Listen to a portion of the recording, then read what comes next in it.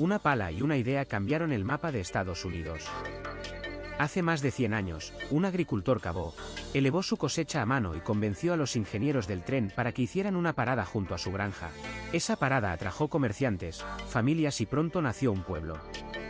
Primero fue trabajo duro y un poco de terquedad, después llegaron las vías, el almacén de granos, ese silo que ves en las fotos, y las carreteras. Al final, lo que era una finca pasó a ser un centro de comercio que influyó en donde se trazaron caminos, condados y hasta distritos políticos. En este vídeo verás, paso a paso y con ejemplos sencillos como los del Medio Oeste, como decisiones cotidianas, una bomba de agua, una parada de tren, una tienda, provocan cambios gigantes en el mapa.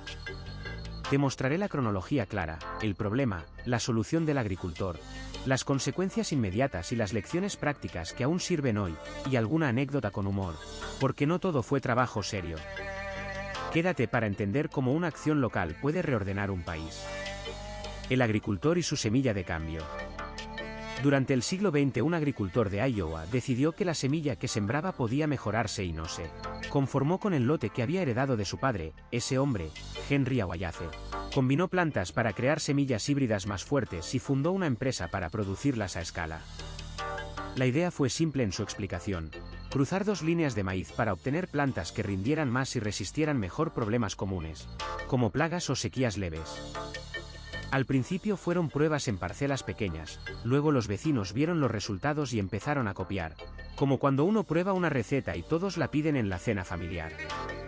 El cambio no se quedó en el campo de uno solo.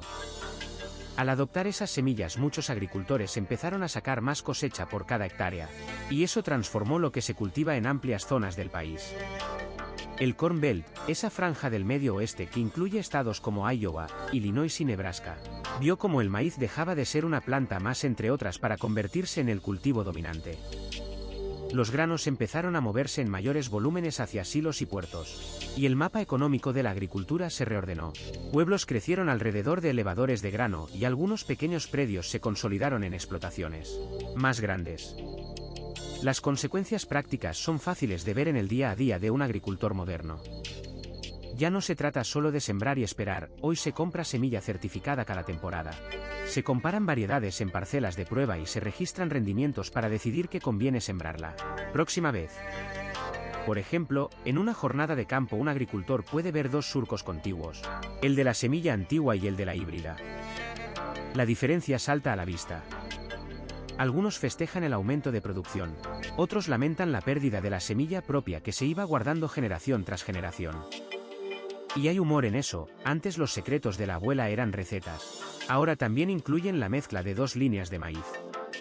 El proceso siguió un ritmo claro: experimento en el campo, empresa que produce y vende la semilla, adopción por parte de los vecinos, y después cambios en la economía local. Hoy las empresas de semillas y los centros de investigación están muy ligados a esas regiones del mapa.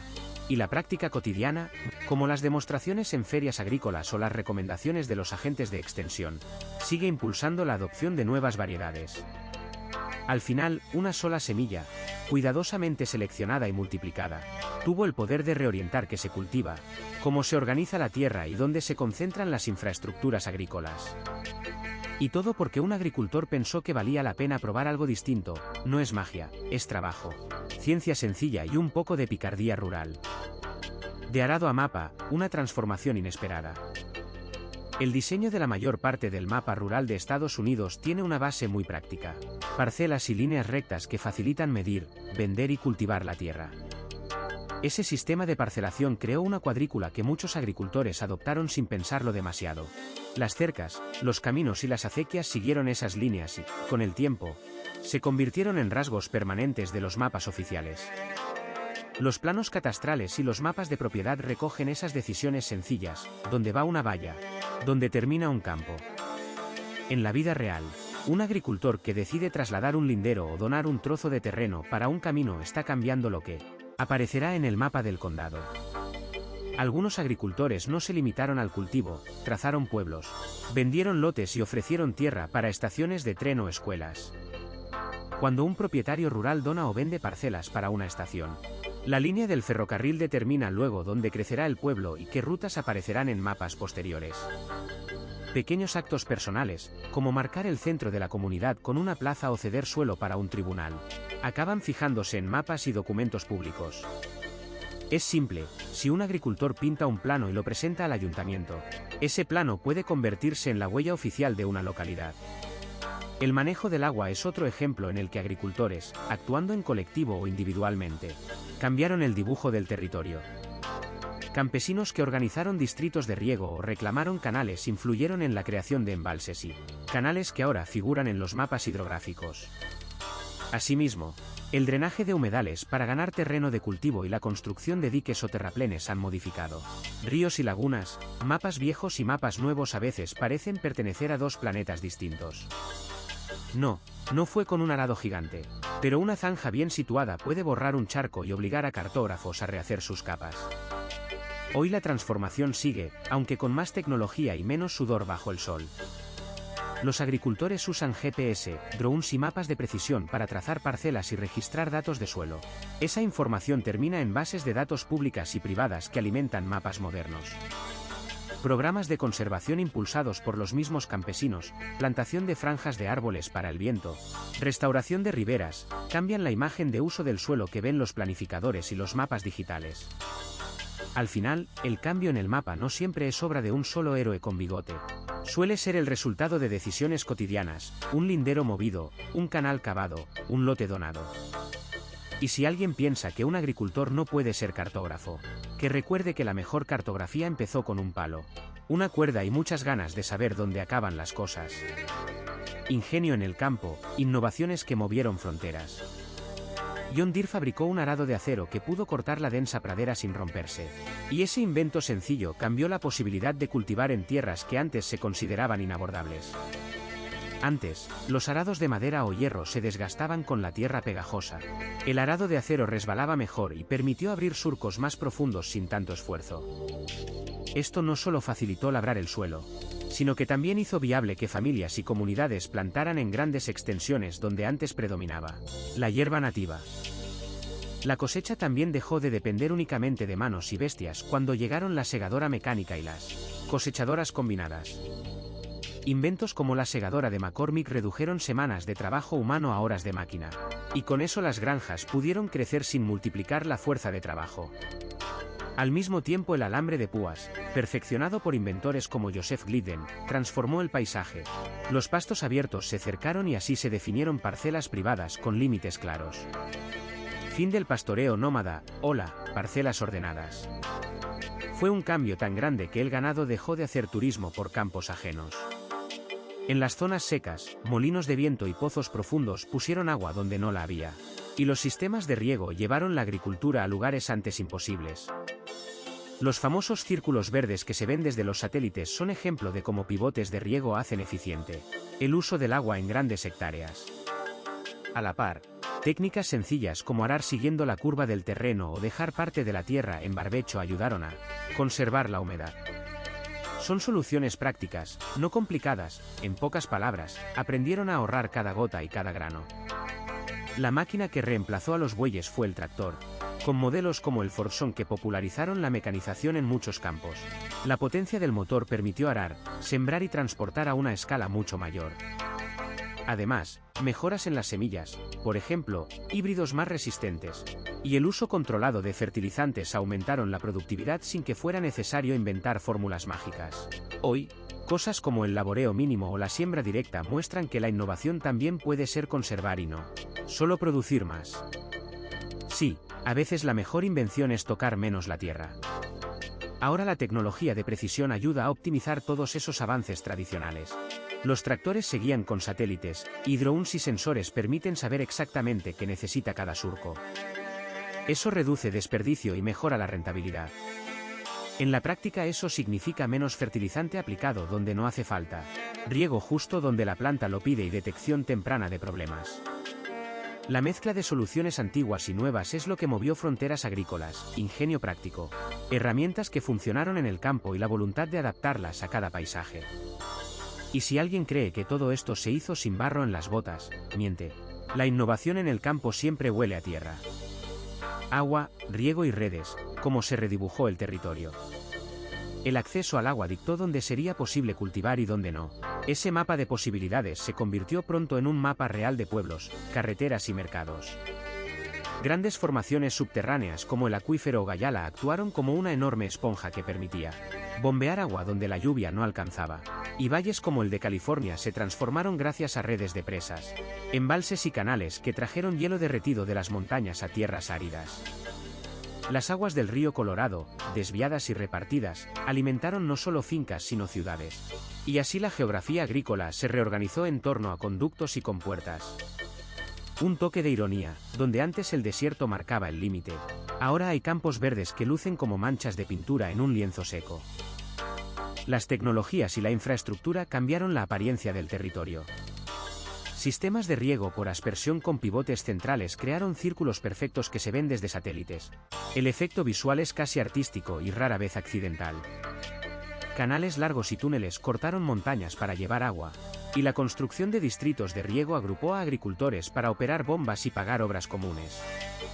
En el Medio Oeste, el drenaje por tubos subterráneos permitió convertir praderas húmedas en campos de cultivo más uniformes y productivos. Ahí, la tierra dejó de ser un obstáculo para la siembra y pasó a ser una plataforma organizada. Todo eso implicó también vías y silos nuevos, donde llega el agua, llega la logística. Extraer agua del subsuelo produjo su propio problema. Cuando se bombea más rápido de lo que se repone, la esponja se va escurriendo.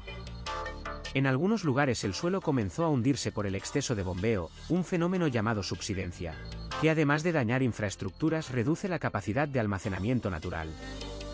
Al mismo tiempo, el riego intensivo provocó acumulación de sales en la superficie en zonas mal drenadas, haciendo menos fértiles los suelos si no se manejan correctamente. La consecuencia práctica fue que no todas las tierras regadas fueron igualmente sostenibles. Algunas prosperaron por décadas y otras tuvieron que ser replanteadas o abandonadas. Los cambios técnicos también alteraron la política y la economía local. Surgieron disputas entre agricultores, ciudades y estados por el reparto de ríos, las prioridades de uso, consumo humano, industria, ecosistemas y riego, entraron en conflicto y obligaron a crear reglas y acuerdos. A nivel cotidiano, un agricultor pasó de depender solo de lluvia y manos amigas a manejar bombas eléctricas, sensores de humedad y contratos de agua.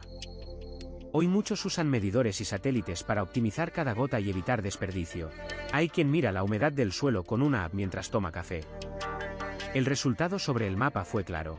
Donde se instalaron redes de agua eficientes aparecieron polos agrícolas intensivos, cadenas de suministro y centros urbanos vinculados al campo, y donde el agua faltó, el paisaje volvió lentamente a ser menos intensamente cultivado. El reto actual es redefinir esas redes para que funcionen a largo plazo. Mejorar la eficiencia, con riego por goteo, gestión conjunta de acuíferos y mantenimiento de canales, puede estabilizar regiones que antes fluctuaban según la suerte del clima. Al mismo tiempo, la coordinación entre usuarios y la inversión en infraestructuras resistentes al cambio climático son pasos prácticos y necesarios. Si el mapa fue redibujado por tuberías y compuertas, ahora toca dibujarlo de nuevo, pero con lápices más cuidadosos. Y no, el agricultor no tiene una varita mágica, pero hoy tiene mejores herramientas. A veces eso es casi lo mismo. Carreteras, ferrocarril y rutas comerciales. Los agricultores moldearon las vías de comunicación al exigir caminos practicables para llevar sus cosechas al mercado. Cuando un productor no podía sacar sus sacos de maíz porque el camino era un lodazal, la solución se volvió una prioridad comunitaria. En muchas zonas rurales la presión vino desde abajo. Juntas de vecinos que pedían al ayuntamiento reparar puentes, grupos que financiaban tramos de camino con trabajo comunitario y bicicletas que, curiosamente, se convirtieron en aliados de la demanda por mejores rutas. Un ejemplo práctico: un agricultor que logra un camino firme reduce horas de transporte y evita pérdidas por humedad. Así que toda la cadena gana. El ferrocarril fue otro punto clave donde la acción del campo cambió el trazado del mapa. A menudo las líneas se extendían hacia donde había ofertas de terreno o estaciones prometedoras. Los agricultores ofrecían terrenos, colaboraban en la construcción de silos y formaban cooperativas para asegurar un punto de carga cercano. También aparecieron disputas sobre tarifas, cuando los costes de transporte eran altos. Los productores se agrupaban para negociar o presionar regulaciones que hicieran el ferrocarril más accesible. Resultado práctico, un punto de parada de tren podía convertir una vereda en un pueblo próspero, mientras que la ausencia de una estación dejaba a otra localidad en el olvido. Las rutas comerciales se fueron organizando según los flujos de producción agrícola. Los granos, por ejemplo, suelen desplazarse desde las zonas de cultivo hacia puertos y centros de procesamiento, usando una mezcla de carretera, tren y río. El río Mississippi y sus conexiones siguen siendo canales naturales para grandes volúmenes, complementados por ferrocarriles que llevan materias primas a puertos del Golfo o del Pacífico.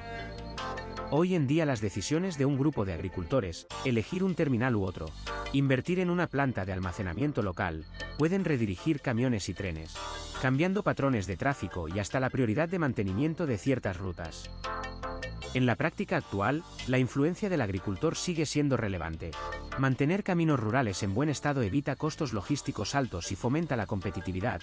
Apoyar y colaborar con ferrocarriles locales ayuda a conservar servicios que, de otra forma, desaparecerían. Acciones concretas incluyen organizar cooperativas de transporte, negociar espacios en terminales y participar en planes de infraestructura municipales.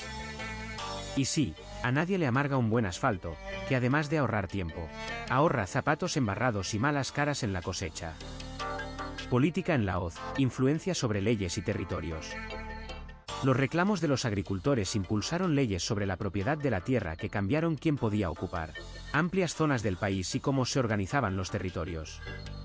Por ejemplo, leyes que ofrecían tierras a quienes las trabajaran atrajeron a colonos hacia el oeste y forzaron la creación de nuevos condados y estructuras locales para gobernar esas áreas. También la necesidad de transportar cosechas alentó la llegada y regulación de ferrocarriles, lo que a su vez determinó qué pueblos crecían y cuáles quedaban aislados.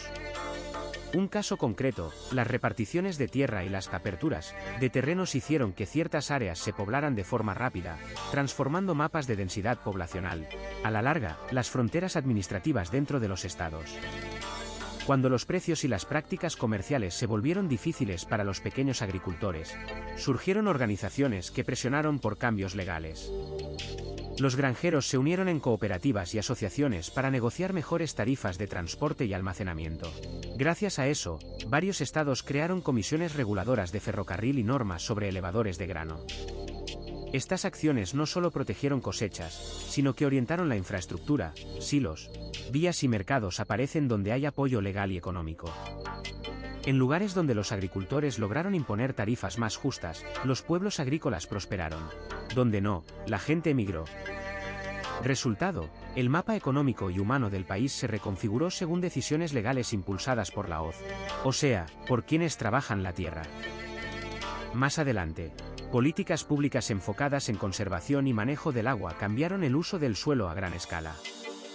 Programas que pagaban a los agricultores por dejar de cultivar parcelas para conservar el suelo o por prácticas de rotación transformaron campos en zonas de praderas o usos mixtos. Eso alteró la apariencia física del territorio y la forma en que comunidades enteras vivían. Además, proyectos de riego y embalses, a petición de intereses agrícolas, inundaron valles y forzaron reubicaciones, son ejemplos de cómo la ley y la ingeniería, empujadas por demandas del campo, redibujaron el paisaje. Un consuelo para los nostálgicos, al menos los tractores no se llevaron la señal de Wi-Fi, pero sí dejaron huellas en el mapa. Hoy, la influencia sigue vigente mediante subsidios, seguros de cosecha y normas ambientales que definen qué cultivos son viables en cada región.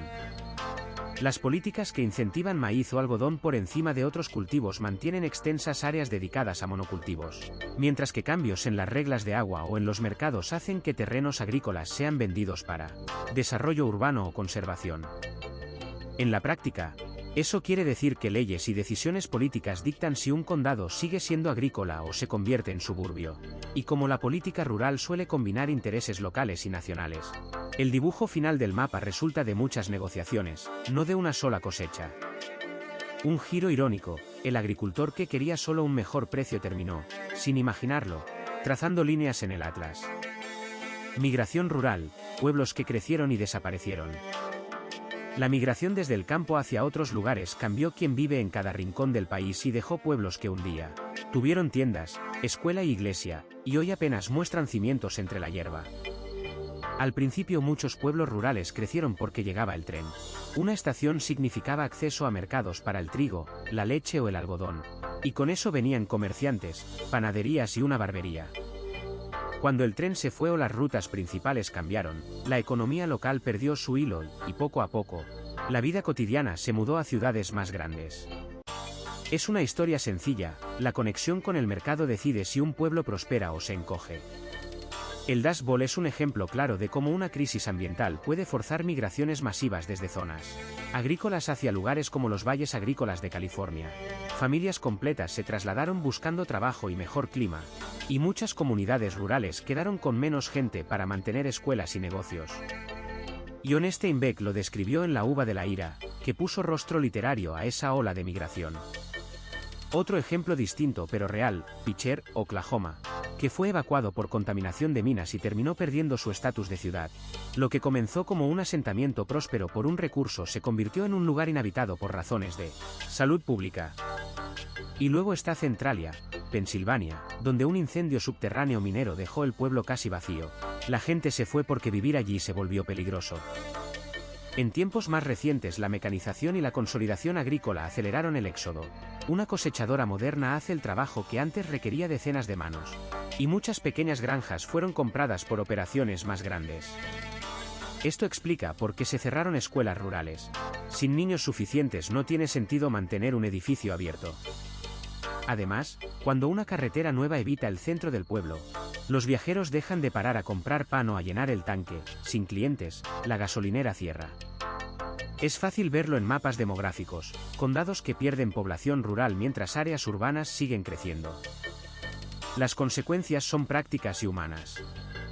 Un pueblo pequeño que desaparece no solo pierde casas, también pierde atención médica cercana, redes sociales y patrimonio cultural. Al mismo tiempo, algunos lugares encontraron formas creativas de sobrevivir, turistas interesados en rutas históricas, granjas que se reinventan como agroturismos o cooperativas que mantienen el molino local. El humor ayuda a contarlo. Cuando la barbería cerró, el último barbero prometió convertirse en influencer, pero nadie pagó por sus tutoriales de afeitado con tractor. En resumen, la migración rural no es solo números en un mapa, son decisiones económicas, cambios tecnológicos y a veces desastres ambientales que transforman pueblos en recuerdos, o los obligan a reinventarse para seguir existiendo. Conflictos por la tierra, batallas que cambiaron comarcas. Cuando se abrió la posibilidad de que familias pudieran reclamar y cultivar parcelas públicas, la frontera cambió de manos una y otra vez y con ella llegaron peleas duras por quién tenía derecho a quedarse. Los conflictos no fueron solo choques con armas, también fueron batallas legales, maniobras políticas y pugnas económicas entre ganaderos, agricultores, comunidades indígenas y gobiernos. En muchos casos la disputa giró en torno a una palabra sencilla: agua. Sin agua, la tierra no da nada. Los acuerdos y leyes destinadas a repartir tierras alteraron mapas enteros porque transformaron la titularidad colectiva en parcelas privadas, lo que generó tensiones previsibles. Por ejemplo, la política de dividir terrenos comunales en lotes individuales debilitó la base de muchas comunidades indígenas y abrió puertas a compradores externos. En la práctica eso significó que comarcas que antes compartían pastos o bosques pasaron a ser cortadas por cercas y escrituras. Resultado, vecinos que antes cooperaban acabaron enfrentados por lindes y caminos. Además de las batallas por escrituras, las guerras por el agua cambiaron el tejido de las regiones agrícolas y urbanas. Un director de ciudad que decide llevar un acueducto puede convertir un valle de agricultores en un suministro para millones. Esto provocó luchas emblemáticas entre poblaciones rurales y grandes ciudades por derechos de riego y trasvases. El conflicto del valle que vendió o perdió agua para alimentar a una urbe cercana es un ejemplo que muestra cómo una decisión administrativa puede reconfigurar quién cultiva, quién vende y quién se queda sin trabajo. No todo fue burocracia, hubo enfrentamientos violentos entre ganaderos y campesinos por el uso del terreno común. Las llamadas guerras de pasto estallaron cuando la llegada de cercas y alambrados impidió el libre pastoreo. En algunos lugares, bandas de vaqueros decidieron cortar alambrados para recuperar acceso al terreno, y eso derivó en choques directos. Es una lección simple: cambiar la forma de usar la tierra sin acuerdos locales suele encender conflictos. También aparecieron disputas modernas que pasan por los tribunales. Casos de expropiación por interés público generaron debates sobre hasta dónde puede llegar el poder del Estado, para arrebatar parcelas a propietarios privados y dárselas a proyectos que prometen beneficio general. Algunas sentencias ampliaron esa capacidad y otras la limitaron, pero lo cierto es que cada fallo reordena prioridades y reasigna valor al suelo. Para un agricultor lo que está en juego no es solo la parcela, sino la viabilidad de toda su explotación. En resumen, las batallas por la tierra cambiaron comarcas porque definieron quién posee, quién administra y quién decide sobre recursos clave como agua y caminos. Estas luchas dejaron cicatrices visibles, tierras cercadas, riberas desviadas, pueblos que perdieron su economía y otros que crecieron de la noche a la mañana. Y, por cierto, también dejaron lecciones prácticas. Dialogar antes de arar y conocer derechos básicos evita más de un pleito. Un poco de humor no sobra. A veces la mejor defensa para un agricultor no es la escopeta ni el abogado, sino un buen vecino y un mapa claro. Cultura, mitos y el héroe agricultor en la prensa. Desde los primeros periódicos hasta las revistas actuales, los medios han forjado y difundido la imagen del agricultor como emblema de independencia, trabajo duro y conexión con la tierra. Esa imagen no nació por casualidad, surgió de ideas políticas y culturales, el ideal del agricultor como ciudadano virtuoso, que la prensa reprodujo una y otra vez. Artistas y publicaciones masivas, como las portadas de Norman Rockwell en la prensa ilustrada, reforzaron escenas idílicas, la familia en la granja, el hombre con sombrero, la cosecha abundante. Al mismo tiempo, anuncios de marcas agrícolas utilizaban al agricultor como garantía de confianza. Era el rostro con manos curtidas que decía que el producto era auténtico. Con el paso del tiempo la prensa también creó mitos más complejos. En momentos de crisis, los reportajes tendieron a convertir a ciertos campesinos en héroes nacionales, figuras que resistían, innovaban o salvaban a comunidades enteras. Fotógrafos y periodistas que cubrieron catástrofes en el campo mostraron tanto la vulnerabilidad como la resiliencia del mundo rural. Esa narrativa de heroísmo es útil porque humaniza historias técnicas sobre producción o mercado, sin embargo, también simplifica. A menudo se elogia al agricultor individual mientras se invisibilizan los trabajadores migrantes, las mujeres rurales o las redes comunitarias que sostienen la producción diaria. Hoy la prensa cambia el tono otra vez. Reportajes en medios como The New York Times o ensayos de autores como Michael Pollan y Wendell Berry han llevado debates sobre sostenibilidad, soberanía alimentaria y prácticas regenerativas al público urbano. Ejemplos concretos incluyen perfiles de agricultores que apostaron por métodos ecológicos y, gracias a la cobertura mediática, encontraron mercados directos en ciudades, participantes en ferias y redes de consumidores. También se han mostrado historias de agricultores innovadores, como algunos que combinan agroecología con tecnología, que inspiran a nuevos emprendimientos rurales. Los medios han ayudado, por ejemplo, a que mercados de agricultores y programas de compra local ganen visibilidad, aunque eso no siempre significa soluciones fáciles, si cambia prioridades de consumo. Hay que mirar con ojo crítico la figura del héroe agricultor que vende bien en portada. A veces es real y merecido, otras veces sirve para ocultar problemas estructurales, falta de acceso a la tierra, salarios bajos de jornaleros y presiones del mercado. La prensa puede elevar a una persona y convertirla en símbolo, pero no siempre acompaña ese símbolo con las voces de quienes trabajan detrás del símbolo. Un buen lector busca reportajes que incluyan esas voces, que expliquen prácticas concretas y que muestren consecuencias prácticas, por ejemplo, como una técnica de conservación del suelo cambió la rentabilidad de una granja. Y claro, sin quitarle mérito al agricultor protagonista, si la prensa lo presenta con capa, mejor que también ponga un par de botas. Herencia y lecciones, el impacto hasta hoy. El cambio introducido por un agricultor influyó en cómo se usa la tierra, cómo se organizan las comunidades rurales y cómo llega la comida a las mesas de la nación. Al adoptar y difundir una técnica o una herramienta eficaz, lo que parecía un triunfo local se convirtió en modelo replicado en muchas regiones. Por ejemplo, la adopción de arados más eficientes o de sistemas de riego permitió cultivar suelos antes considerados poco aptos, y otros agricultores siguieron el mismo camino. Eso provocó que extensas áreas pasaran de pastizales o bosques a tierras de cultivo, modificando de hecho el mapa económico y humano del país. En lo inmediato se notó un aumento de producción y una reorganización de los mercados locales. Después, el legado se volvió más complejo.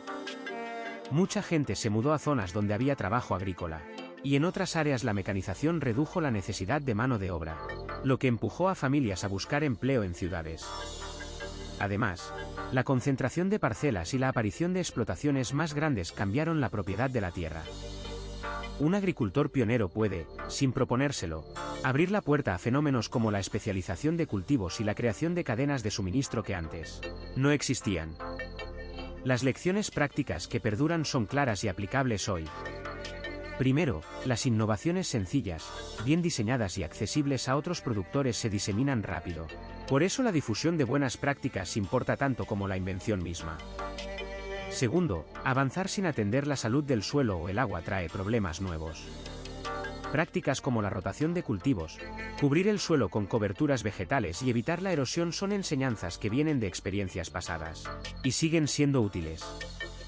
En una granja cercana al río, por ejemplo, vecinos empezaron a plantar franjas de vegetación para frenar el sedimento. El resultado fue menos pérdida de tierra y menos turbiedad en el agua común. Eso demuestra que una buena idea técnica más una visión comunitaria rinden frutos sostenibles. En la actualidad, muchas de las innovaciones heredadas se combinan con tecnología moderna, pero los principios básicos no han cambiado: eficiencia, cuidado del recurso y cooperación social.